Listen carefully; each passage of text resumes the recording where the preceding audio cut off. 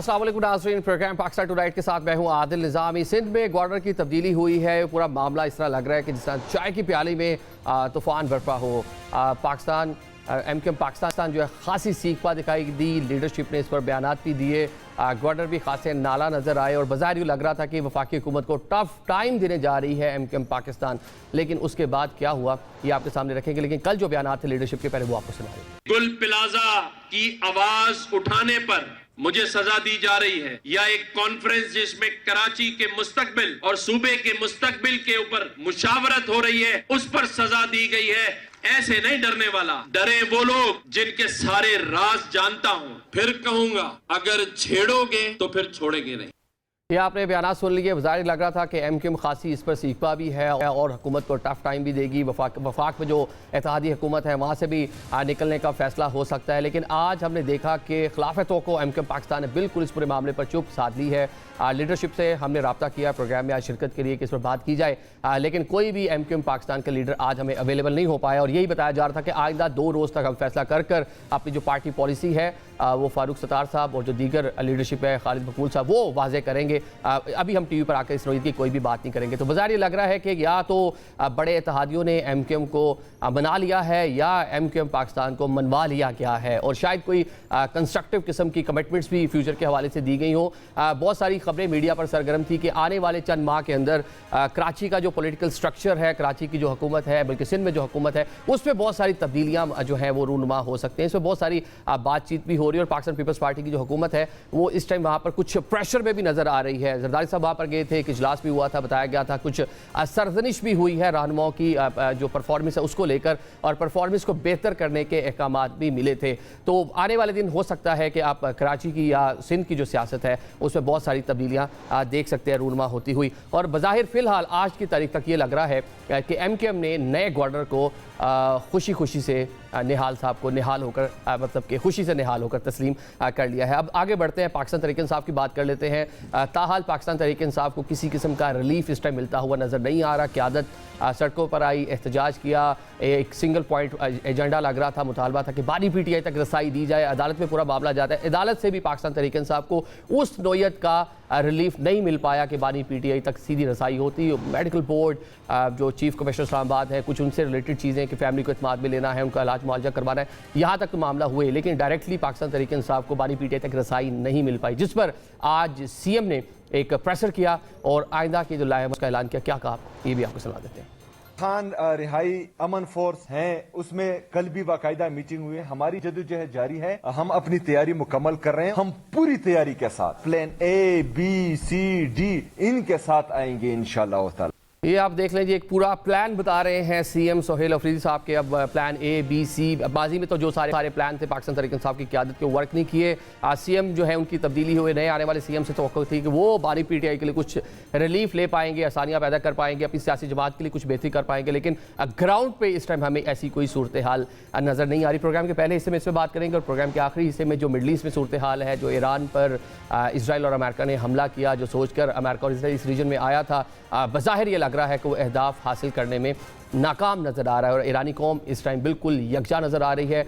आज हमने तेहरान की सड़कों पर देख लिया, अल-कुद्स रैली में उनके प्रेसिडेंट हो अली लारजानी हो, अब्बास अरागची हो और दीगर जो लीडरशिप है वो अवाम के अंदर नज़र आई, और एक नया एक ईरान हमें नज़र आ रहा है कि मुशतबा खामनेई के आने के बाद मज़ीद एक तवाना मुस्तहकम कह लें कि ईरान हमें नज़र आ रही। सब कुछ उस टाइम पीरियड में हो रहा था जबकि अमरीकी और इजरायली जो फाइटर प्लेन है वो तेहरान की फ़ज़ाओं में थे और कुछ अहदाफ को उन्होंने निशाना भी बनाया, लेकिन लोगों में ना कोई पैनिक था, ना कोई खौफ था, ना कोई डर था। वो अपनी एक क़यादत जो है उसके नीचे यकजा नज़र आए। प्रोग्राम के आखिरी से में इस पर बात कर लेंगे। जो गेस्ट हमें ज्वाइन कर रहे हैं, सबसे पहले मैं उनका तारुफ करता चलूँ। हम ज्वाइन कर रहे हैं जनाब बशीर मेमन साहब, पाकिस्तान मुस्लिम लीग नून से ताल्लुक़ है, साल 2024 में पाकिस्तान मुस्लिम लीग नून के टिकट से इलेक्शन में हिस्सा भी ले चुके हैं। रज़ा हारून साहब हमारे साथ मौजूद है, पाकिस्तान पीपल्स पार्टी अपनी सियासी जमात को रिप्रेजेंट करेंगे, और शबीर कुरैशी साहब हमें ज्वाइन कर रहे हैं, पाकिस्तान तहरीक इंसाफ से ताल्लुक़ है और पार्लिमानी लीडर भी हैं।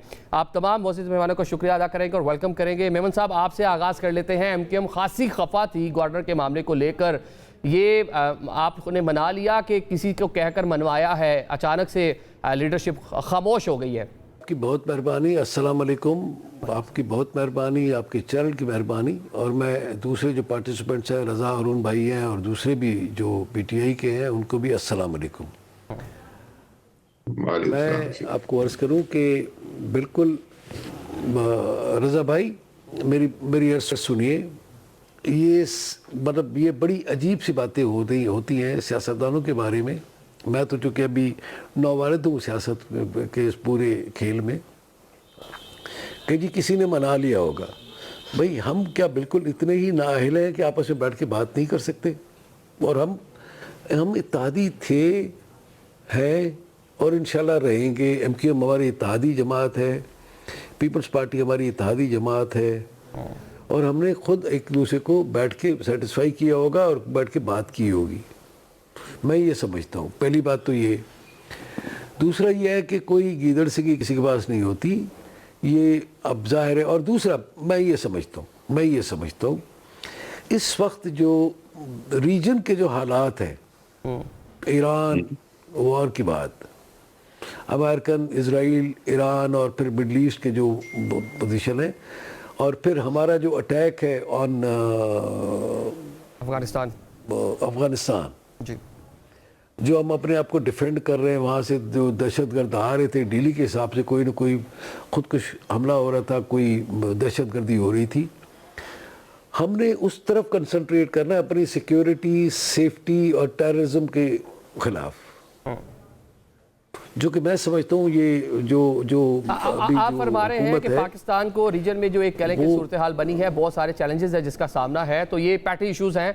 लेकिन जिस तरह से गवर्नर को हटाया गया, क्या पहले एतमाद में नहीं लिया गया था? MQM पाकिस्तान को आपके वफाक में इत्तेहादी है, और मतलब उनसे पूछा नहीं गया था, बल्कि पीपल्स पार्टी भी आपके वफाक में इत्तेहादी है। जिस तरह कल बयानात आए और जिस तरह फारूक सत्तार साहब ने जिस तरह स्टेटमेंट्स दी, गवर्नर जिस तरह वो बात कर रहे थे, तंबीह कर गए हैं कि किस तरह से आप लोगों ने बिहेव करना है, अदरवाइज वो क्या आगे से चीज़ें वो जो है वो आगे लेकर आ सकते हैं। तो उनको क्या एतमाद में नहीं लिया गया था पहले? मैं आपको एक अर्ज करूँ, चूँकि मैं प्रिवी नहीं हूँ इन चीज़ों का, मुझे चूँकि पता नहीं है, तो मैं आपको एक अर्ज करूं कि सारे के सारे पाकिस्तानी इस वक्त पाकिस्तान में जो हमारी सिक्योरिटी सिचुएशन है, जो रीजन की सिक्योरिटी सिचुएशन है, और जो पेट्रोल का जो बम गिर रहा है दुनिया के ऊपर, जो मिडल ईस्ट के हालात है, उसने पूरी दुनिया को एक तरह से सिक्योरिटी और फिर महंगाई और आप ऐसे फरमा रहे हैं, आप इस पूरी सूरत हाल से लाइल्म है, इन नहीं है, लेकिन आपका भी नाम आ रहा था कि आप भी गवर्नरशिप के कैंडिडेट हैं, बल्कि जब इलेक्शन के बाद, इलेक्शन से पहले सारी चीज़ें हम देख रहे थे, तो स्ट्रॉन्ग कैंडिडेट आपको मतलब देखा जा रहा था, और था कि किसी भी दिन नोटिफिकेशन आ सकता है आपके बारे में। लेकिन निहाल साहब तो एक सरप्राइज है, तो मतलब आप कैसे इन नहीं हैं? मैं आपको एक अर्ज करूं कि निहाल हाशमी साहब और मैं, हम दोनों एक चीज़ पे मुत्तफिक है कि मैं और वो नवाज शरीफ के कारकुन हैं। ठीक है, हम नवाज शरीफ साहब के कारकुन हैं, और शहबाज शरीफ साहब हमारी पार्टी के एक्स प्रेसिडेंट भी रहे, एज प्रेसिडेंट भी हैं, और हमारे इस वक्त वज़ीर आज़म है मेरी पार्टी के। जो उनका फैसला जब आता है, मैं एक कारकुन हूँ, मुझे तो खुशी इस बात की है कि एक कारकुन को गवर्नर सिंध बनाया, एक मुझ जैसे कारकुन को, जो बिल्कुल कारकुन है सिर्फ, मतलब मैं तो इलेक्शन चले लड़ा, लेकिन बात यह है कि कारकुन को उन्होंने गवर्नर सिंध बनाया है, तो मुझे तो खुशी है इस बात की, और मुझे खुशी होनी चाहिए। रज़ा हारून भाई भी सियासी आदमी है, आप खुद समझते हैं, वो खुद समझते हैं इस चीज़ को जो मैं कह रहा हूँ, कि सियासी कारकुन दूसरे कारकुन को कोई ना कोई चीज़ मिलने पर खुशी होता है। हमारा आज जो कारकुनों का जोश व वलवला था गवर्नर हाउस में, ये बड़े पल का मुजाहरा कर रहे हैं आप, और एक कह लें कि एक अच्छी बात है, वज़ादारी का मुजाहरा आप कर रहे हैं। अब लेकिन बिलाशुबा आपका नाम तो था ना एक टाइम पीरियड पे, और ये कहा गया कि प्रेसिडेंसी से मतलब ऐवान सदर से कुछ आपकी मुखालफत हुई, पार्टी में तो आपके लिए सारी चीज़ें बेहतर थी, तो इसमें कितने हकाइक हैं कि वहाँ पे पाकिस्तान पीपल्स पार्टी की सूबाई हुकूमत भी है, वफाक में इत्तेहादी भी है, प्रेसिडेंसी से मुखालफत हुई आपकी? मेरे भाई मैं आपको एक बात बता रहा हूँ, मैं तो खुश हूँ। रज़ा भाई चूँकि एक सियासी कारकुन है, वो मेरी बात को शायद अभी मैं भी चूंकि कारकुन बन गया हूँ, 2-3 साल हो गए, 4 साल हो गए, तो अभी पॉलिटिकल पार्टी ज्वाइन की है एज अ कारकुन। मैं प्रेसिडेंट हूँ PMLN सिंध का, मैं एक कारकुन हूँ। और आज जो हमारे, हालांकि वो बड़ा बुरा लग रहा था, वो प्रोटोकॉल की खिलाफवर्जी थी, गवर्नर हाउस में नारे लग रहे थे, तो ये मेरे लिए बहुत ही खुशी की बात है ना। रजा भाई, जरा मेरे पॉइंट ऑफ व्यू को आप बेहतर अल्फाज में, आप अहले ज़ुबान भी हैं, और आप बेहतर तरीके से इनको समझा सकते हैं। चले रजा भाई बताएं नहीं, कि क्या मतलब चूंकि मैं आपका, एक तो प्रेसिडेंसी के हवाले से बताया जाता है कि कुछ तहफ़्फ़ुज़ात थे मेमन साहब के नाम के ऊपर, वरना ये भी स्ट्रॉन्ग कैंडिडेट थे, सूबाई सदर भी थे, इलेक्शन से पहले उन्होंने पार्टी को वहाँ पर मुतारिक भी किया खासा। लेकिन निहाल साहब भी पुराने कारकुन हैं, लेकिन मुश्किल टाइम तो उन्होंने देखा कि पार्टी की जो बुनियादी चीज़ें थी वहाँ से भी महरूम हुए, लीडरशिप उनसे मिल नहीं पा रही थी, मतलब मिली नहीं, पार्टी ने उनको बिल्कुल साइडलाइन कर दिया, अचानक से फिर एक उनका नाम भी आ जाता है। तो ये क्या सूरत हाल डेवलप हुई, मतलब क्या उन्हीं का नाम था, कोई और भी नाम था, और पाकिस्तान पीपल्स पार्टी पुराने जो गवर्नर साहब थे क्यों उनसे इतनी खफा हो गई? बहुत बहुत शुक्रिया दिल भाई। सबसे पहले तो बशीर वालेकुम अस्सलाम और सबको सलाम। मैं अग्री करता हूँ इस बात से कि सबसे पहले तो मैं देखना चाहिए कि कौन सा बंदा अपॉइंट हुआ है, वो क्या होना था माजी में, उस पर आते हैं। निहाल हाशमी साहब, मैं बहुत अरसे से जानता हूँ निहाल हाशमी भाई को, और बशीर भाई सही फरमा रहे हैं, सियासी कारकुन है, बुनियादी सियासी कारकुन है, इलाके के कारकुन है, शहर के कारकुन है, बड़ी गहरी नजर है पाकिस्तान की सियासत पर, और खास तौर पे सिंध के अर्बन सेंटर्स की सियासत के ऊपर निहाल भाई की, और बहुत ही सीनियर संजीदा किस्म के और बड़े मसाइल भुगते हैं। ये ना भूलें, मुस्लिम लीग नून के अंदर रहते हुए जिस एरिया में वो रह रहे हैं, जिस शहर में वो रह रहे हैं, वहाँ सियासी अक्सरियत हमेशा किसी और पार्टियों की रही है। वहां रह के अपनी पार्टी के साथ लॉयल रहना और अपनी पार्टी के लिए काम करना और उसकी सहूबतें बर्दाश्त करना, सेनेटरशिप गई, सजाएं हुई, तमाम चीजें मौजूद हैं। तो मैं तो जाती तौर पे बहुत खुश हूँ कि और मैं उनको उस वक्त से जानता मुश्किल हूँ जो आदिल टाइम भाई, था उस जो टाइम पार्टी की लीडरशिप उनसे कह लें कि खुश नहीं थी। लंदन के वो विजुअल्स भी आपके हो सामने ही जाता है है, कि मियां हो साहब जो जाता है है। मिलने मुझे से भी नहीं अवॉइड पता, किया उनसे। नहीं मैं आपको बताऊंगा, लंदन में एक दफा मैं उनसे मिला हूँ, वो नवाज शरीफ साहब से मिलकर ही आ रहे थे, तो फिर हम यहाँ लंदन के एक रेस्टोरेंट में बैठ के हम चाय पी रहे थे, तो उनसे मिलकर ही आए थे। तो जहाँ मैं तो इस बात का ही विटनेस हूँ। लेकिन आज तो न्यूज यही है ना, और इस पे हमें खुश होना चाहिए कि सियासी वर्कर, मिडिल क्लास का, वर्किंग क्लास का, और एक नामवर वकील है वो, बाय द वे, ये उनकी तारीफ बहुत से लोग, बशीर भाई एक बड़े नामवर, बड़े बड़े पाए के वकील हैं जी वो, जी, उनकी बड़ी अच्छी प्रैक्टिस है। तो ये तो यहाँ तक बात जनाब, बिल्कुल दुरुस्त है जनाब, कि जनाब। इनकी उनकी अब जो आप बात कर रहे हैं कि कामरान टिसोरी साहब की, तो यकीनन उसके ऊपर पाकिस्तान पीपल्स पार्टी को रिजर्वेशन थी, और वो रिजर्वेशन का उन्होंने खुलकर इजहार किया, वज़ीर आज़म साहब से इजहार किया, उनसे उनको बताया कि सिंध में क्या एक्टिविटीज हो रही हैं। फिर आपको याद होगा कि सिंध असेंबली में एक रेजोल्यूशन पास हुई। मतलब हमने बड़ा अरसा हो गया हम सियासत कर रहे हैं, और बशीर भाई तो खैर सरकारी ओहदों पर रहे हैं, बराह रास्त उनकी निगरानी, उनकी नजर रही होगी कि कभी हमने किसी रेजोल्यूशन से किसी भी असेंबली में गवर्नर के खिलाफ इस तरह की रेजोल्यूशन नहीं देखी। और उसका उसका बुनियादी वजह ये थी कि एमक्यूएम का एक मौकिफ हो सकता है बहसीत सियासी जमात, सिंध को लेकर, कराची को लेकर उनका एक अपना नजरिया हो सकता है। वो चाहते हैं कराची विफाक में चला जाए, वो चाहते हैं कराची सूबा बन जाए, जिसका आज तक उन्होंने वैदा बाय द वे कभी ऐलान नहीं किया। लेकिन वो एक पॉलिटिकल पार्टी इस मौकिफ को रख भी सकती है और उसका इजहार भी कर सकती है, लेकिन उसका प्लेटफॉर्म उस पॉलिटिकल पार्टी का दफ्तर होगा, प्रेस क्लब होगा, प्रेस कॉन्फ्रेंस होगी, सेमिनार्स होंगे।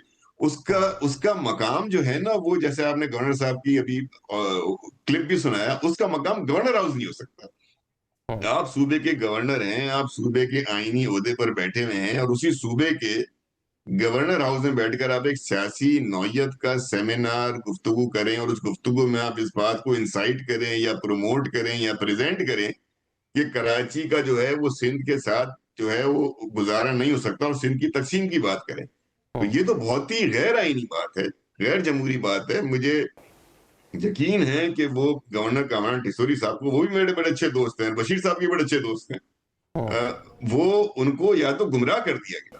वो महफिल गवर्नर हाउस के प्रोटोकॉल के हिसाब से, अभी जैसे बशीर भाई ने एक बात की ना, बड़ी अच्छी बात की, मुझे बड़ी पसंद है कि इनको थोड़ा सा नागवार गुजरा जब गवर्नर हाउस में नारे लग रहे थे। यकीनन वहां का प्रोटोकॉल नहीं है, इसी तरीके से अगर वहां पे इस तरह की बातें होंगी तो ये भी वहां का प्रोटोकॉल ठीक है, वो नहीं है। ये सब प्रोटोकॉल तो protocol हमें against the मतलब norms। नज़र काफ़ी जगह नहीं आता, प्रेसिडेंसी में भी उस तरह नज़र नहीं आता। जो दीगर गवर्नर हाउसेस है, वो केपी का हो, पंजाब का हो या बलोचिस्तान का, वहाँ भी ये चीज़ें इसी तरह नज़र आ रही होती हैं। ठीक है, एमक्यूएम को मना किस तरह लिया? मतलब कि एमक्यूएम में टिसूरी साहब माजी अगर हम MQM के लिए देखें बहुत आसान तो ये है। एमक्यूएम पीआईपी कॉलोनी और एमक्यूएम बहादुराबाद में तकसीम हो गई थी, और मतलब उसके पीछे भी MQM टिसूरी ने- साहब ही एक रीज़न थे।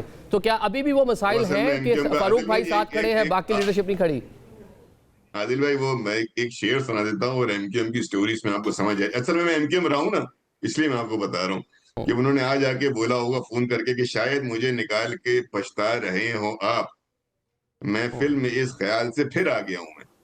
तो एमक्यूएम अभी मुझे नहीं लगता कहीं जाएगी, और उनको मना लिया जाएगा और मना लिया जाना चाहिए, और उनका हुकूमत के साथ रहना जो है वो उनके लिए भी बेहतर है, और मेरे ख्याल में ये ऐसा ही होगा और ऐसे ही चलेगा।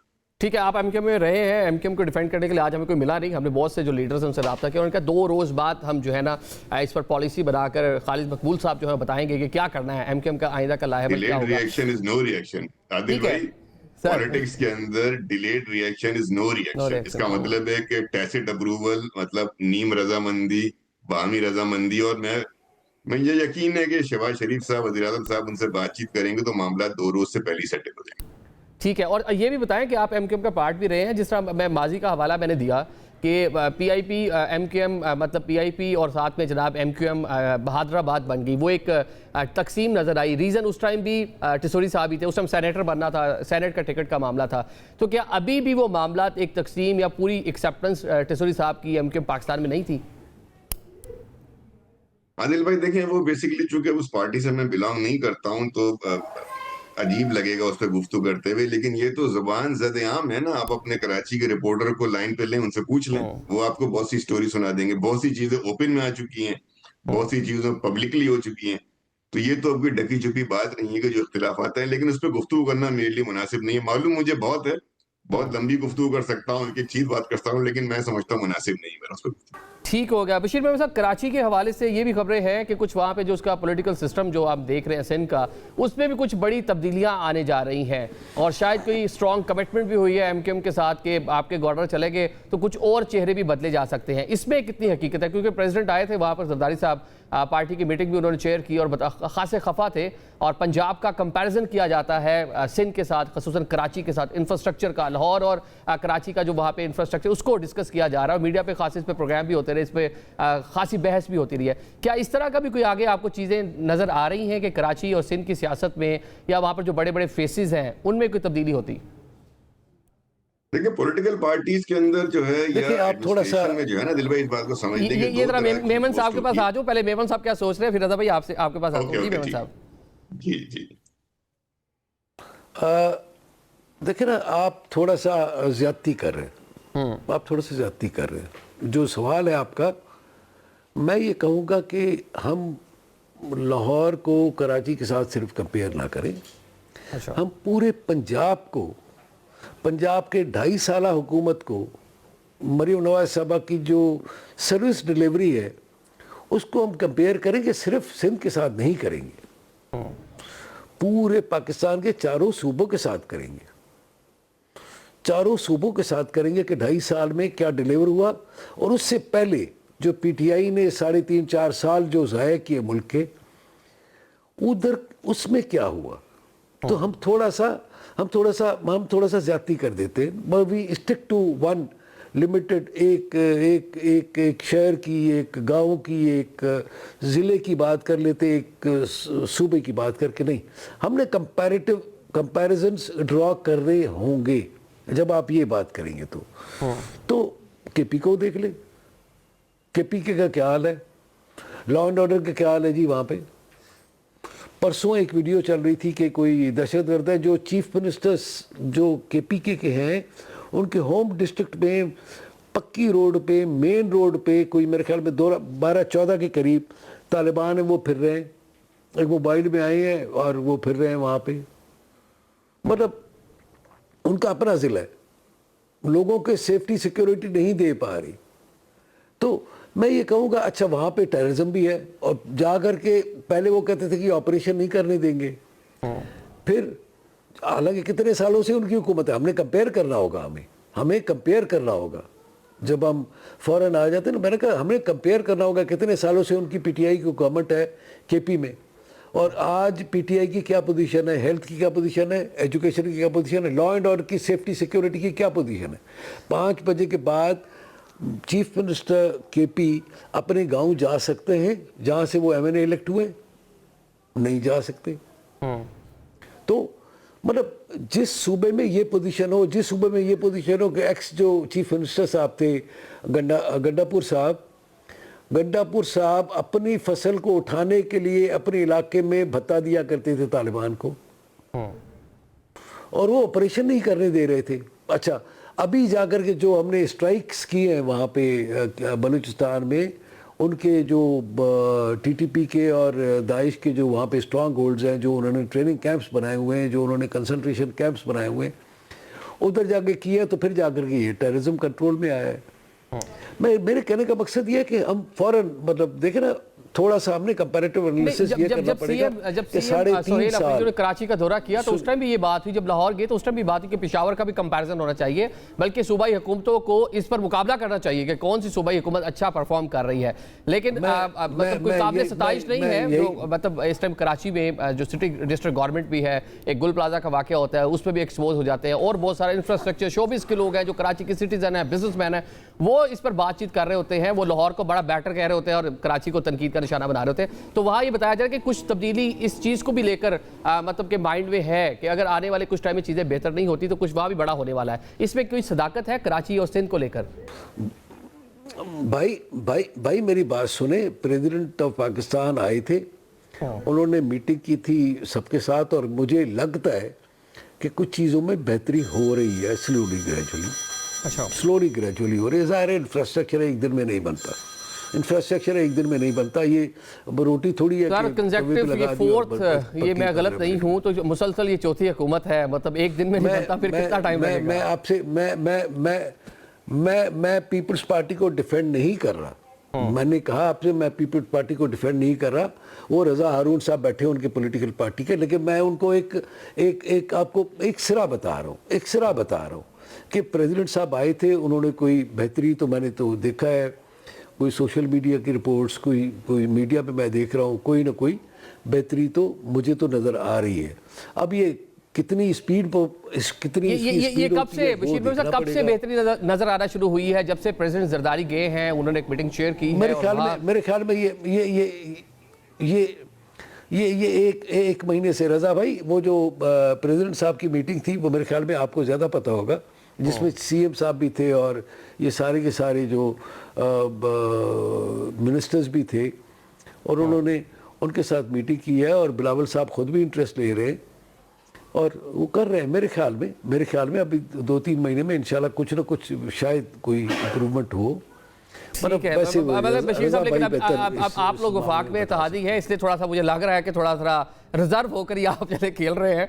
अभी आप एमक्यूएम का कोई नुमाइंदा होना चाहिए था जो इस बात पे जो है खुलकर इज़हार ख्याल कर सकता, लेकिन चले वो आज जो है वो मीडिया प्रेजेंस नहीं कर रहे। तो रजा भाई, 90 डेज वाकई कोई अल्टीमेटम मिला है सिंध हुकूमत को और जो कराची की सिटी डिस्ट्रिक्ट गवर्नमेंट है उसे? मैंने ये खबर अखबारों में पढ़ी है, लेकिन मैंने पार्टी के रिसोर्सेज ने और शर्जील मेमन साहब ने इसको डिनाई किया था, ऐसा कोई वाकया हुआ है या कोई ऐसी बात हुई है। लेकिन हैविंग सेड दैट, कराची में बहुत काम होने की जरूरत है। लेकिन बशीर भाई, उन्होंने जो शर्जील मेमन है, उन्होंने ये भी कहा कि जरदारी साहब है पार्टी के, मतलब वो हेड है, मतलब शरीक शेर है, वो सरजनिश कर सकते हैं, मतलब कि कुछ ना कुछ तो था। मैं इसी तरफ आ रहा था कि चेयरमैन साहब हैं, प्रेसिडेंट साहब हैं, पार्टी के बड़े हैं, वो बिल्कुल आके पूछ सकते हैं, वो आके डांट भी सकते हैं, वो कामों का मायना भी कर सकते हैं, और ये उनकी निगरानी में, उनकी तमाम चीजों में उनकी तजावीज़ शामिल होती हैं और होनी भी चाहिए। हैविंग सेड दैट, देखिए 2 तरह की पोस्टें होती हैं ना, एक तो होती है जो अपॉइंटेड, जैसे गवर्नर साहब हैं, ये तो इलेक्टेड बंदा नहीं है ना, अपॉइंटेड होते हैं, तो इनके लिए तो फैसला हो जाता है और आप बंदा चेंज कर सकते हैं। दूसरी होती है इलेक्टेड पोस्ट, जैसे मेयर हैं या चीफ मिनिस्टर हैं, या बशीर भाई को पता है जैसे एमपी हैं, एमएनए हैं या वुज़रा हैं, ये इलेक्टेड लोग हैं, ये मैंडेट लेकर आए हैं, पार्टी का मैंडेट है। तो इनके साथ जब गुफ्तगू होती है तो इनको इस तरह चेंज नहीं किया जाता उनकी कारकर्दगी की बुनियाद पे, लेकिन ये प्रेरोगेटिव, ये इख्तियार पार्टी लीडर्स का है, चीफ मिनिस्टर साहब का, मुराद अली शाह साहब का है कि वो अगर ये समझते हैं, और होते भी रहती है चेंज, अक्सर आप देखते होंगे कि जैसे एक जमाने मिनिस्ट्री जो थी वो बल्दियाती मिनिस्ट्री सईद गनी साहब के पास थी, फिर उसको तब्दील करके उनको लेबर दे दी गई और नासिर शाह को बल्दियाती दे दी गई। इस तरह तब्दीलियां होती रहती है। तो ये तो पार्टियों के अंदर ये तब्दीलियां होती रही और बेहतरी के लिए होती हैं। यकीनन कोई वजीर, कोई मेयर या कोई काउंसलर या इसी चेयरमैन अगर परफॉर्म नहीं कर रहा है तो सियासी जमात है, उसका पूरा ये हक है कि उसको चेंज करे। अल्टीमेट गोल ये होना चाहिए कि कराची की कंडीशन में बेहतरी की अशद जरूरत है, इसमें तेजी से काम करने की जरूरत है। और एक बात को याद रखें आदिल भाई, जो बहुत इंपॉर्टेंट है, जो हम समझते नहीं है, बशीर भाई विल एग्री विद मी, कि कराची के एक डायनेमिक्स है। कराची की डायनामिक्स के अंदर बहुत सारी अथॉरिटीज हैं जो काम कर रही हैं। बहुत से ऐसा रीजन है जिसके अंदर केएमसी का डोमेन नहीं होता, कुछ कैंटोनमेंट एरियाज हैं, कुछ दीगर फेडरल गवर्नमेंट के एरियाज हैं, कुछ रेलवे की जमीनें हैं, कुछ केपीटी के इलाके हैं। तो कराची के साथ ये भी बड़ी ज्यादती है कि कराची जो है one city one command one voice नहीं है। कराची में कुछ 17-18 इस तरह की एजेंसीज हैं जो लेकिन रजा भाई जो एरिया मेयर के नीचे आता है एटलीस्ट चले उसको तो वो ऑन करेंगे ना, बाकी जो इलाके मेयरशिप के नीचे नहीं, मैं ऑन कर रहा हूं, मैं तो पूरे शहर को ऑन कर रहा हूं। वहां के हालात, वहां की चीजें, और जिस तरह अच्छा बशीर साहब ने कहा कि एक माह से चीजें बेहतर हुई है, बाकी की बेहतरी कंप्लीट करने दे प्लीज बशीर भाई। आपकी मैं थोड़ा सा एक जुमला कह दूं, मैं पीपल्स पार्टी या मैं पूरे कराची को ऑन कर रहे हैं। मैं तो आपको सिर्फ एक निशानदेही के लिए बता रहा हूँ कि वहां जो ग्राउंड पे प्रॉब्लम्स होते हैं वो इन मल्टी एजेंसी कंट्रोल की वजह से one city one voice one command नहीं है। ये बात मैं करना चाह रहा हूँ। लेकिन ये इससे एक जवाब पैदा हो जाता है कि पूरी कमांड हमारे पास नहीं है, तो इसलिए फिर मतलब आप ओन तो कर रहे हैं कराची को, लेकिन एक जवाब भी सामो मौजूद रहता है ग्राउंड के ऊपर। ठीक है बशीर साहब, आप इसमें ऐड कीजिएगा जी। मैं आपको एक अर्ज करूं, लाहौर में डीएचए भी है, लाहौर में भी कंटोनमेंट एरियाज हैं, रावलपिंडी में भी कंटोनमेंट एरियाज हैं, वहाँ पर तो इस तरह का कोई इशू नहीं है। तो ये जवाज़ कि जी यहाँ पर चूँकि 10 मल्टी डिफरेंट एजेंसीज हैं वो काम नहीं कर पा रही, ये थोड़ा सा वो लगता है, मतलब लेम एक्सक्यूज लगता है। मैं रजा भाई आप मेहरबानी कर माइंड मत कीजिएगा, मैं हाथ जोड़ रहा हूँ आपसे। नहीं, मैं माइंड नहीं करता। लाहौर में मेयर नहीं है ना, लाहौर में मेयर नहीं है, लाहौर में लोकल गवर्नमेंट का इलेक्ट्रिक सिस्टम नहीं है, तो इसलिए गवर्नमेंट और डीएचए काम कर रहे हैं। यहाँ पे आपने एक आदमी को मेयर बनाया है, उससे आप उम्मीद रखते हैं पूरे कराची को देखे, जबकि उसके मैं तो सिर्फ एक आपको मिसाल दे रहा हूँ, जिम्मेदारी सिंध गवर्नमेंट की है। मैं उससे फरार नहीं कर। अब आपको मैं एक अर्ज करूं, मैं जिस इलाके में रहता हूँ डिफेंस फेज 6 में, खयाबान शुजात पे, वहाँ पर जो मतलब 3-4 साल पहले जो बारिश हुई थी, वहाँ पे पानी मेरे घर में तकरीबन आ गया था। बहुत ज़्यादा बारिश हुई थी 3-4 साल पहले। आप यकीन करेंगे उसी साल ड्रेन स्टॉर्म बनी और पिछले साल जो बारिश हुई मेरे घर क्या रोड पे भी पानी जमा नहीं हुआ। तो डीएचए ने काम किया, वो डीएचए ने काम किया रातों रात। वो एक मतलब बताता हूँ रातों रात काम हुआ। और इस मरतबा वो मेरे घर में पानी आना तो क्या, रोड पे भी पानी नहीं था। पहले तो मतलब कार वहाँ से गुजर नहीं सकती थी। आप देख रहे वो टोटल के पेट्रोल पंप के सामने ही मेरा घर है, आप तो जाहिर है वो होंगे। लेकिन हैविंग सेड दैट, लेकिन मैं ये कह रहा हूँ कि ये जो मतलब वो तो काम करते हैं ना, मतलब ये डीएचएन में ही काम किया ना, मतलब मैं बहस नहीं कर रहा हूँ। मैं आपको वही हमारे जो एंकर साहब है वो चाह रहे हैं कि मैं कोई इस तरह की बात करूं जो कि मैं नहीं करूंगा। इसलिए कि आज ही आपने हमारे मतलब जो वफाक पे इत्तेहाद आप उसको कायम रखे हुए हैं, वो एक जो वज़ादारी वफाक पे इत्तेहाद की है, नहीं पूरी पासदारी कर रहे हैं। मैं लेट मी सुनिए पासदारी मैं तो उसमें तनकीद होनी चाहिए। नहीं पासदारी मैं कह रहा हूँ उस वज़ादारी की जो उन्होंने दिखाई और नियाल हाशमी साहब को गवर्नर बनाया। मेरा वर्कर है, मेरा को वर्कर है, हम वर्कर्स हैं सारे के सारे, कोई हमारा वो नहीं है, मतलब हम कोई जागीरदार नहीं है। मुझे टिकट दिया पार्टी ने, मैं वर्कर हूँ पार्टी का। मुझे जो है वो उन्होंने प्रेसिडेंट बनाया, मैं वर्कर हूँ पार्टी का। अच्छा चलिए मेमन साहब ये तो बताएं, वैसे किसी टाइम पे कंसीडर हुए आप, मतलब कोई राब्ता भी हुआ क्या आपके साथ भी? कि आप भी इस कह लें इस रेस में शामिल थे, मतलब पार्टी की लीडरशिप ने, या फिर जब उनको निहाल साहब का अनाउंसमेंट हुई तो आप सूबाई सदर भी थे, आपको इसमें एतमाद में लिया? मेरी बात सुने, मेरी क़यादत का जो फैसला होगा, मैं कारकुन हूँ पार्टी का। ठीक है। जब उन्होंने प्रेसिडेंट मुझे बनाया था तो सबको एतमाद भी लिया था? नहीं, उन्होंने मुझे प्रेसिडेंट बना दिया, बुलाया और मुझे कहा कि जी यू आर प्रेसिडेंट। ठीक है, बड़ी मेहरबानी उनकी। तो उन्होंने फैसला बेहतर सोच के फिर किया होगा ना। अब रेस में कोई भी हो सकता है, हर एक कुछ भी सोच सकता है, लेकिन मैं खुश इसलिए हूं कि मैं आपको बता रहा हूं, आज वर्कर्स की जो पोजीशन थी गवर्नर हाउस में कि वो नारे पे नारे मार रहे थे। अच्छा, मैं भी अब चूंकि वो निहाल भाई ने मुझे बिठा ऐसी जगह पे दिया था कि मैं वहां पे उछल के नारे नहीं मार सकता था। रजा भाई, आप समझते हैं बंदे वर्कर की, पॉलिटिकल वर्कर की क्या पोजीशन होती है जब जज्बात में आता है। तो मैं मतलब ज़ाहिर है मैं नौकरी में रहा हूँ, यूनिफॉर्म फोर्स में रहा हूँ, बहुत सारे मैंने अटेंड किए ओथ टेकिंग सेरेमनीज। तो उसमें मतलब एज अ पुलिस ऑफिसर मुझे बड़ा बुरा लगता था। तो आज मुझे लगा कि ये थोड़ा सा मतलब जो टिसोरी साहब ने जारी की कि गवर्नर हाउस सियासी मकासद के लिए इस्तेमाल हो रहा था, वो नहीं होना चाहिए था। आज वहाँ पे जो नारे हैं आप कह रहे हैं को नहीं लगने चाहिए थे। ठीक है, एक वर्कर जो है पार्टी उसको ऑन कर रही है, पार्टी उसको जनाब कराची सिंध की गवर्नरशिप दे रही है, अच्छी काबिल सताइश है चीज़। ठीक है सर, मैं आता हूँ आपके साथ दोबारा। रजा भाई 90 सेकंड्स अब ये मुझे बता दें कि 90 सेकंड्स आपके पास है, 90 डेज में कुछ बड़ा कराची में, कुछ इंफ्रास्ट्रक्चर में, कोई ऐसे बड़े चेंजेस जो तवक्को की जा रही है कि कुछ हो सकता है, जिससे बताया जा रहा है कि जरदारी साहब भी कुछ अल्टीमेटम देकर गए हैं? मेरे ख्याल में जो प्रोजेक्ट्स, मेगा प्रोजेक्ट्स हैं, उनकी कंप्लीशन होनी चाहिए। और एक बड़ी अच्छी बात हो गई है कि क्योंकि कुछ मेगा प्रोजेक्ट्स ऐसे हैं जिसमें कि फेडरल गवर्नमेंट की कंट्रीब्यूशन है, मेजर कंट्रीब्यूशन है सिंध गवर्नमेंट के साथ।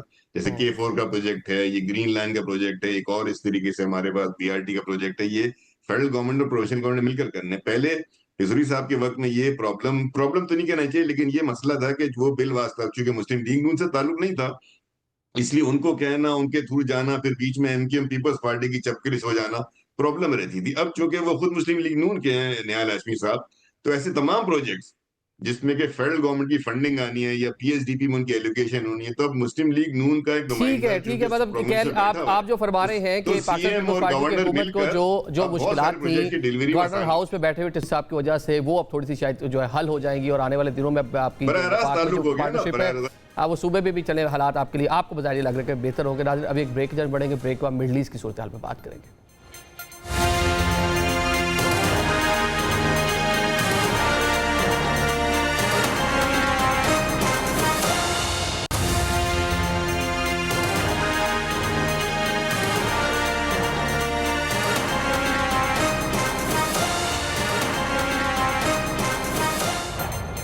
Welcome back after the break. Programme में आपको एक बार फिर से खुशामदीद कहते हैं। अब तरह मिडल ईस्ट की बात कर लेते हैं। मशरिक़ वुस्ता में जंग के 2 हफ्ते हो गए हैं और दुनिया उसके असरात की लपेट में इस टाइम दिखाई दे रही है।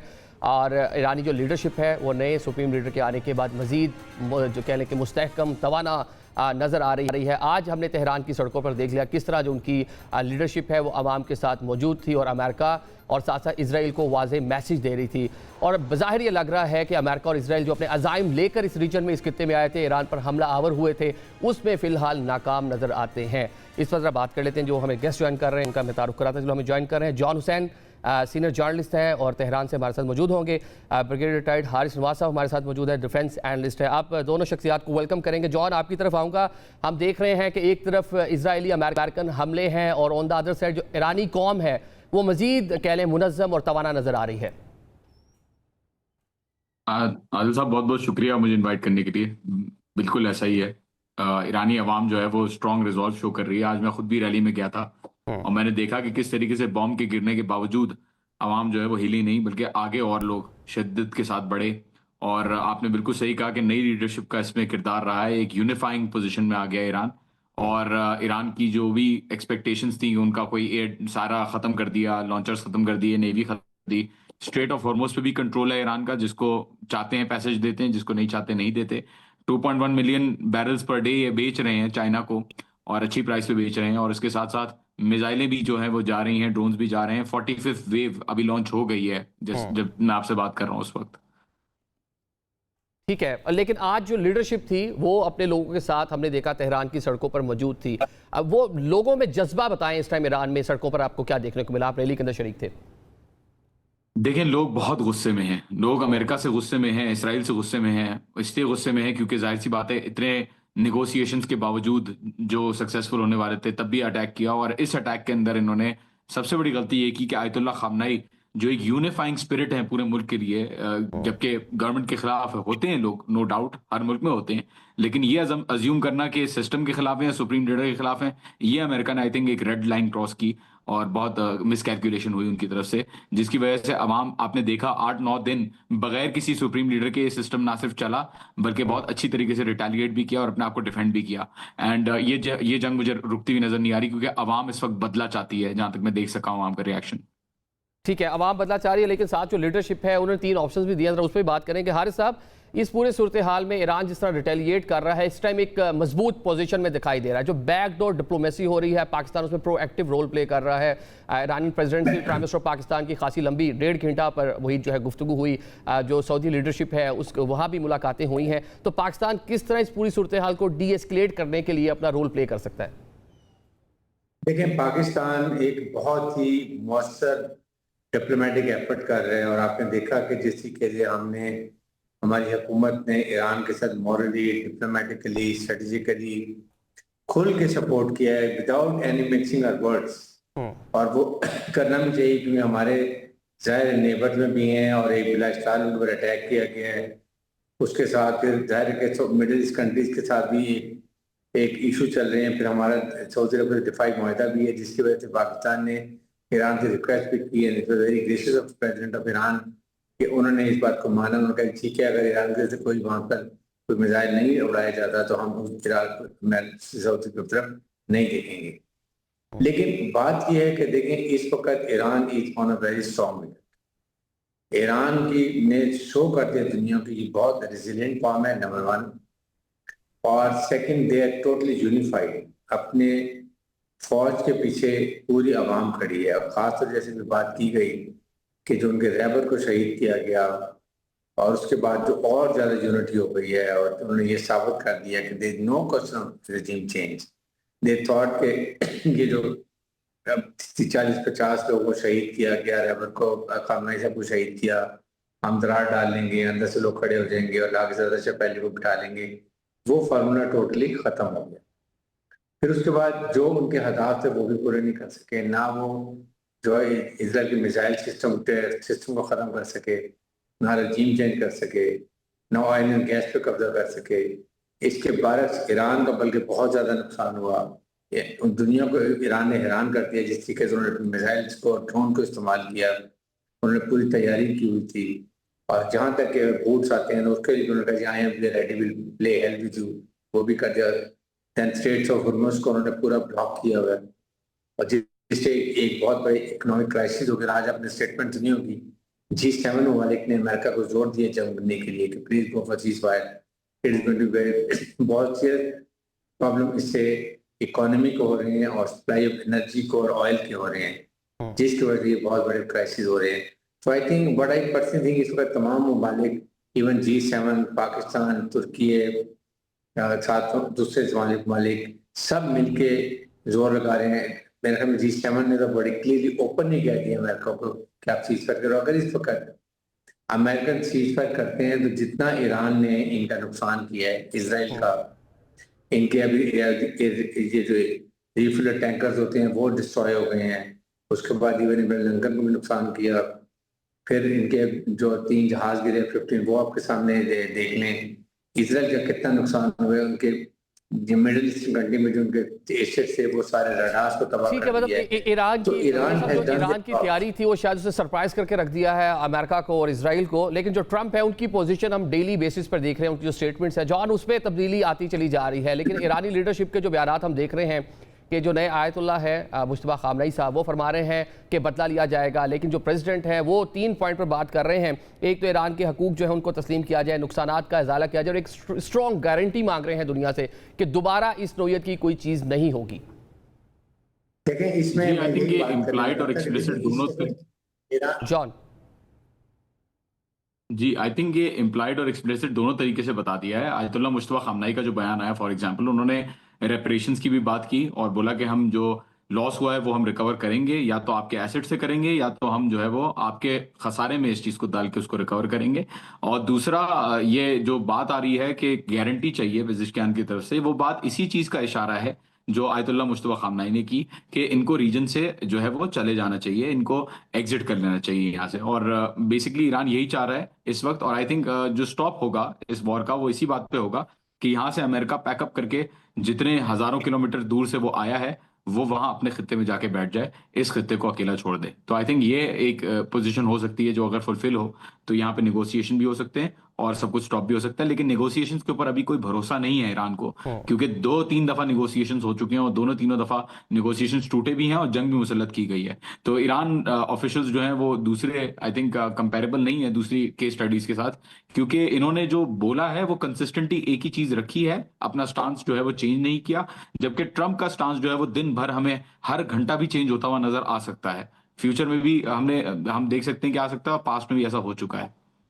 ठीक है, लेकिन जॉर्ज, जिस तरह ईरान जो है उसकी डिज़ायर है, जो उसकी ख्वाहिश है कि अमेरिका की 19-20 जो बेसिस हैं अमेरिकन यहाँ से चले जाए, क्या ये मतलब मुमकिन हो पाएगा? मिडल ईस्ट को बड़े अच्छे से देखते हैं, कवर करते हैं, क्या मुमकिन हो पाएगा कि अमेरिकन इस बात पर आ जाए कि जो उनकी बेसिस है यहाँ से चले जाएं? देखिए, ईरान को ये जंग जीतनी नहीं है ये काम करने के लिए, ईरान को ये जंग सिर्फ सरवाइव करनी है ये काम करने के लिए, क्योंकि कंसिस्टेंट लॉसेस ईरान दे सकता है विद इट्स कैपेबिलिटीज। वेदर और नॉट ट्रम्प से इसके तबाह कर दिया, जो भी खत्म कर दिया। हम तो देख रहे हैं कि मिसाइलें जा रही हैं, आपके सामने भी, मीडिया के सामने है, और बड़े खतरनाक हमले किए हैं ईरान ने। हुतीज अभी तक इन्वॉल्व नहीं हुए हैं, इराक के अंदर जो मिलिशियाज हैं वो ऑपरेट कर रही हैं। हिजबुल्लाह जो है, जिसको समझा जा रहा था कि वो खत्म हो चुकी है, वो भी बड़ी शिद्दत के साथ इसराइल के ऊपर अटैक कर रही है। So it's a question of के कौन पहले झुकता है या कौन पहले जो है वो अपने आर्म्स ले डाउन करता है। जो कैपेसिटीज हैं वो जाहिर सी बात है, चार थैड के सिस्टम्स जो इन्होंने डैमेज किए और रेडार्स जो उड़ाए, 10 एडवांस रेडार्स उसके अलावा उड़ा चुके हैं और आयरन डोम को कमजोर कर दिया है। वो वार्निंग सिस्टम जो है वो काम नहीं करता मिसाइल्स के पहुंचने में। और इसलिए हम देख रहे हैं कि ईरान की किसी हद तक बहुत ओपन फील्ड ईरान को मिल चुकी है अटैक करने में। और उसके अलावा जो मिडल ईस्ट के ममालिक हैं उनके अंदर जो एसेट्स बैठे हुए हैं अमेरिका के, और जो बेसिस हैं, वो बहुत ज्यादा वल्नरेबल पोजीशन में है, क्योंकि ऑलरेडी इंटरसेप्शन का सिर्फ इकोनॉमिक एक कॉस्ट नहीं है जो ईरान ने इम्पोज कर दिया, बल्कि उसकी प्रोडक्शन कैपेसिटी भी लिमिटेड है। साउथ कोरिया से एक सिस्टम मंगवा के उन्होंने लगवाया है जब जॉर्डन और यूएई के अंदर इनके सिस्टम्स तबाह हो गए।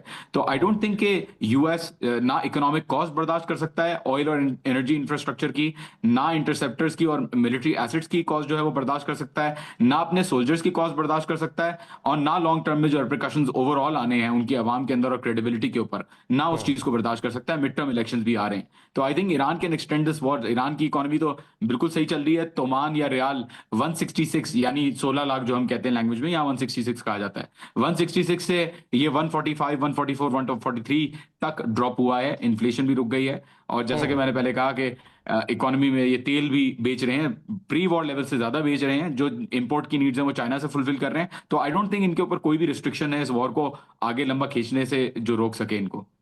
ठीक है, मतलब कि ईरान तो ऑलरेडी मुश्किलात का शिकार था, हमने देखा, लेकिन इस टाइम पीरियड में उसकी इकॉनमी कुछ बेहतर, और जो दीगर अरब ममालिक हैं जो डायरेक्टली जो है इफेक्ट हो रहे हैं, और अमेरिका उनको मुश्किलात का सामने। ठीक है ब्रिगेड साहब, अमेरिकन प्रेजेंस जो है इस रीजन के अंदर जीसीसी ममालिक में है, इराक में है, जॉर्डन में है, क्या लगता है कि अमेरिका इसी तरह अपनी बेसिस को यहाँ पर रख पाएगा? जो इस टाइम जो जीसीसी ममालिक है, जिस तरह वहाँ पे हमले हो रहे हैं, उनकी क़यादतें भी इस टाइम परेशान है कि उन्होंने किस तरह के मरासिम रखे अमेरिका के साथ कि अमेरिका डिफेंड करेगा, लेकिन अमेरिका उस तरह से डिफेंड कर नहीं पाया उन्हें। देखें, इसमें इस वक्त ईरान अपर हैंड, तो व्हाट आई से, आप हमेशा निगोशिएट करते हो when you are a point of strength. अगर इस वक्त G7 के ममालिक भी अमेरिका पर जोर देते हैं, इवन क्वाइटली इसराइल भी कहते हैं कि उनका बहुत नुकसान हो चुका है कि हम सीजफायर पे जाते हैं, this is the time Iran should work out very strong term references. उसमें ही कैन पुट 8, 8, 9 पॉइंट डाल लें। दिस शुड ऑल्सो पॉइंट के यहाँ से ये मिडिल ईस्ट से Iran America will quit from here. Number 2 के आइंदा के लिए कभी गारंटी जो यूनियन की हो या G7 की हो या रशिया की हो या चाइना की हो कि जी ना Iran and Israel and America will never look toward Iran, ये भी बिल्कुल ठीक है। एंड इस पर यूरेनियम की बात ठीक है, अगर ईरान इज नॉट इंटरेस्टेड कहीं हम वो ठीक है, वी एग्री, हमने पहले किया था कि अब will go for zero respect of union, और उसके लिए आईएई भी आ जाए या अमेरिकन आके चेक कर लें, if it is done then next condition should be कि आप तमाम सैंक्शन जो हैं ईरान के ऊपर अननेसेसरी लगाई इतने से आप वो लिफ्ट करेंगे। नंबर 3, इसके बाद आप ये बात कर सकते हैं कि ठीक है जी, इसके बाद कोई और ये हमारे पर खतरा नहीं होगी, अटैक नहीं होगा। इस तरह की जो डूएबल है आप ये चीजें करें ताकि एक वो बात हो जो अमेरिका को भी कहीं थोड़ी सी सेफ मिले, सुपर पावर है। अगर नहीं होगी तो वो देखें ठीक है ईरान ने बहुत अच्छा कर रहे हैं, they are doing really resilient show कर रहे हैं, बट आपके अवाम को और हमें नुकसान पहुंचाने की क्या जरूरत है अगर हमारी टाउन से अमेरिकन और इजरायली G7 ममालिक कहते हैं वो आपको एक सीट पर एक अच्छा सेट एग्जिट देते हैं, स्ट्रैटेजी में ले आते हैं। यदि इन चीजों पे हम तैयार होते हैं, सैंक्शन तो लिफ्ट हो जाएंगी, ईरान भी अमेरिका का भी दोबारा अटैक नहीं करेगा, मिसाइल की तरफ कभी नहीं देखेगा, इजराइल नहीं करेगा, सो बट अगर वो नहीं जाना चाहता वहां से मिडिल ईस्ट से, let me tell you Middle East countries को खुद निकालेंगे। सबसे बड़ा पता है उन्होंने क्या करना है, जितना ये नुकसान पहले $1 ट्रिलियन के ये सारे इन ममालिक ने खुद खर्च किया है और अमेरिका इनका खर्च करवा के सारा इंस्टॉल किया सिस्टम, अब उनका सारा डैमेज हो गया है। अब अमेरिकन ने कहना है कि जी अब आप हम दोबारा पूरा खर्च दें, हम दोबारा इंस्टॉल करेंगे, तो they have lost confidence in America या Arab countries, they might go to Russia और चाइना और इवन फॉर अदर अपनी इस्लामिक कंट्री की तरफ। इसके वो कहेंगे नहीं जी आप हमें आपकी जरूरत नहीं है, thank you very much, you have betrayed us, आपने हमें यहाँ मौके पे छोड़ दिया, you went only protection of Israel, इससे अब हमें आपकी जरूरत ही नहीं है, लेट देम से, और बाकी आप अपनी सैंक्शन उठवा लें, गारंटी ले लें and then go for ceasefire, बजाय इसके और आपके अवाम का खुदा ना खास्ता हो। मतलब आप ये बता रहे हैं कि इस टाइम अमेरिका को इजराइल को एक फेस सेविंग चाहिए होगी यहाँ से निकलने के लिए, और वो फेस सेविंग उनको फेस सेविंग मिलेगी, और ईरानी कौम को जो कहने के एक तवील अरसे से सेंक्शंस हैं, जो डिफरेंट नोई की पाबंदियाँ हैं, उसका मतलब खात्मा उन्हें मिलेगा। जॉन साहब ये बताएं कि जो स्टेटमेंट आई मुश्तबा खामनई साहब की, उसके बारे में अमेरिकन जो प्रोपेगेंडा कर रहे हैं कि वो खासा इंजर्ड हैं, इस पोजीशन में नहीं थे कि वीडियो पे आ सकते, तो इसलिए उनकी जब से एक तहरीरी स्टेटमेंट आई जिसको रीड करके जो है टीवी चैनल्स पर नशर किया गया। देखिए, इस पे कोई दो राय नहीं है कि Ayatollah Mujtaba खामनई was injured in the first attack. जो पहला अटैक हुआ मेरी रिपोर्ट्स के मुताबिक फर्स्ट अटैक में वो इंजर हुए, बिल्कुल ये बात सच है। और मजलिस खुबरगान जो असेंबली ऑफ एक्सपर्ट्स है, उन्होंने उनके बगैर, उनके कोई राय लिए बगैर ही उनको इलेक्ट किया, जबकि आयतुल्लाह खामनई की विल भी थी कि आयतुल्लाह मुश्तबा खामनई को ना लगाया जाए आगे। तो खुबरगान ने अपना फैसला बहरहाल लिया, लेकिन इसका ये मतलब नहीं है कि Ayatollah Mujtaba Khamenei is not in a position to make decisions. और अमेरिकन तो ढूंढ रहे हैं किसी तरीके से कि उनकी कोई लोकेशन मिले, कोई उनका अता पता चले ताकि उनको अटैक किया जाए, क्योंकि he is on the top of the target list. बहरहाल ये गलती वो दोबारा भी कर सकते हैं। कोई trust as I said earlier, Iran कोई ट्रस्ट जो है वो नहीं कर रहा। ब्रिगेडियर साहब ने बहुत अच्छी बात की कि अरब ममालिक खुद से ही निकालेंगे इन बेसिस को, और आई थिंक मुश्तबा खामनई साहब का जो स्टेटमेंट है वो इसके साथ एको करता है और इसके साथ जो है वो पैरेलल चलता है। एंड आई थिंक यही स्ट्रैटेजी ईरान की रहेगी जो ब्रिगेडियर साहब ने अभी बताई।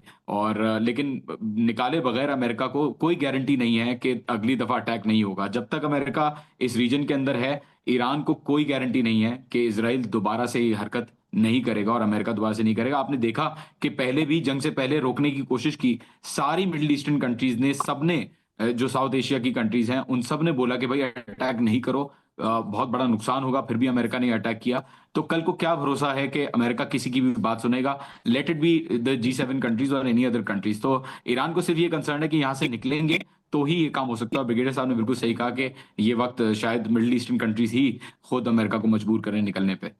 ठीक है, ट्रंप आज फरमा भी रहे थे कि अगर ये सूरत हाल यूं ही रहती है, शायद कि आफ्टर 5 ईयर दोबारा अमेरिकन को कुछ इसी नौयत का मतलब प्लान करना पड़े, और अमेरिका पे एतबार तो किया नहीं जा सकता। मगर सब आखिर में से मुझे ये बता दें कि अमेरिका ने पूरी कोशिश की कि जो मिडिल ईस्टर्न कंट्रीज़ हैं, UAE है, सऊदी अरेबिया है, कतर है, बहरीन है, ओमान है, ये भी आगे से रिटेलिएट करें, जंग का हिस्सा बन जाए। अमेरिकन जो डिफरेंट ओहदेदार हैं, लिंजे ग्राम, वो इस पर कह लें कि शिकवा भी करते रहे हैं अरब ममालिक से कि आप लोगों ने उस तरह से जवाब नहीं दिया। तो अरब ममालिक बड़ा अच्छा प्ले कर गए, ऑल तो उनकी इकॉनमीज़ को खासा धचका लगा है, नुकसान पहुंचा है। और अमेरिकन का जो प्लान था उसको कितना धचका लगा कि अरब ममालिक इस वॉर का डायरेक्टली हिस्सा नहीं बने। एक्चुअली इजराइल की बहुत कोशिश थी कि मिडिल ईस्ट इसमें इन्वॉल्व हो जाए, और इसलिए आपने देखा कि उन्होंने अपने एजेंट्स भेजे हुए थे इवन तुर्किया के अंदर कतर के अंदर, सऊदी अरब के अंदर, बहरीन के अंदर, और वहां उन्होंने खुद मिसाइल फायर भी किए हैं और वो फिर एजेंट उन्होंने पकड़ भी लिया, उन ममालिक ने पकड़ के उनसे अब इंक्वायरी भी हो रही है। तो उनकी पूरी कोशिश थी कि इनकी आपस में लड़ाई हुई, लेकिन आई थिंक सेल्फ प्रिवेल और बहुत ही अच्छी हिकमत अमली से इन अरब ममालिक ने बिल्कुल ऐसा कोई एक्शन नहीं लिया जिससे कि इनकी और ईरान की आपस में बहुत ज्यादा मिसअंडरस्टैंडिंग हो जाती, क्योंकि यही ईरान चाहता है, यही अमेरिका चाहता है, ताकि इसी गार्ड में वो दोबारा जो सीज फायर हो जाए तो $1 ट्रिलियन का फिर दोबारा असला जो है वेपन एमुनिशन ईरान को ढांचे के तौर पर पेश करके इन ममालिक को बेचे। बट आई थिंक नाउ इनकी पॉलिसी चेंज हो जानी चाहिए अरब ममालिक की, एंड दे हैव अंडरस्टूड कि ईरान से उनको कोई हमला नहीं है। जो सबसे बड़ा हमला है, डर है, वो उनको इसराइल से और अमेरिका से, बिकॉज दे आर टुगेदर। जहां इसराइल का इंटरेस्ट आएगा वो तमाम अरब ममालिक को कुर्बान कर देगा। उसके बाद उसने ये किया इस दफा, इसलिए now this is the time there should be big policy shift in Arab countries के अंदर। They should shift towards Islamic bloc और चाइना और रशिया। चाइना को देख लिया, टाइम टेस्टर ने बहुत सपोर्ट किया सैटेलाइट कम्युनिकेशन में, शायद इलेक्ट्रॉनिक वॉरफेयर में बहुत सपोर्ट, तभी पिन पॉइंट कई जगहों पर गए हैं और बहुत इस तरह का नुकसान किया है। तो I think we should hope कि ये जल्दी बात खत्म, जितनी अब खत्म हो जाएगी उतनी जल्दी ईरान के लिए बेहतर होगा और ये पूरे खिते के लिए बेहतर होगा, और पाकिस्तान के लिए खास तौर पे, क्योंकि पाकिस्तान डायरेक्टली इफेक्ट होता है। खुदा न खाता है कि हालात ज्यादा खराब होते हैं। बिल्कुल आपने बजा फरमाया, पाकिस्तान पे भी इसके असरात होते हैं, बल्कि पूरे मुस्लिम वर्ल्ड के ऊपर इसके असरात देखने को मिलते हैं। पाकिस्तान की बात करें तो 6 मिलियन पाकिस्तानी इन 6 GCC ममालिक के अंदर मौजूद है। रेमिटेंस वहाँ से बड़ी कह लें कि मकदार में पाकिस्तान हर साल आता है। आप दोनों मुअज़्ज़िज़ मेहमानों का शुक्रिया अदा करेंगे। नाज़रीन, जो मिडल ईस्ट में इस टाइम वॉर की सिचुएशन है, अरब जो ममालिक हैं उनके लिए कह लें कि अलार्मिंग इस टाइम सूरत हाल है, और शायद इस टाइम समझने की ज़रूरत है कि एक नया मिडल ईस्ट हो जो ऐसे लोगों से पाक हो जो खुद मतलब कह लें कि इस रीजन को वॉर में धकेल कर और माजी वाला फार्मूला दोबारा लगाने की कोशिश करते कि जंग करवा कर अपना असला अपना वेपन इनको बेचते और मुस्लिम ममालिक को आपस में लड़वाते। तो इस बार हम देख रहे हैं कि बड़ा अच्छे से अरब ममालिक को मैनेज भी कर रहे हैं। ऑल दो पूरी इस टाइम रीजन जो है इफेक्ट है, जंगज़दा है, लेकिन जो वॉर जो प्लान करने वाले जो सोच कर आए थे अभी तक अपने प्लान में कामयाब होते नजर नहीं आ रहे। आज के प्रोग्राम से हमें इजाज़त दीजिए। अल्लाह हाफ़िज़।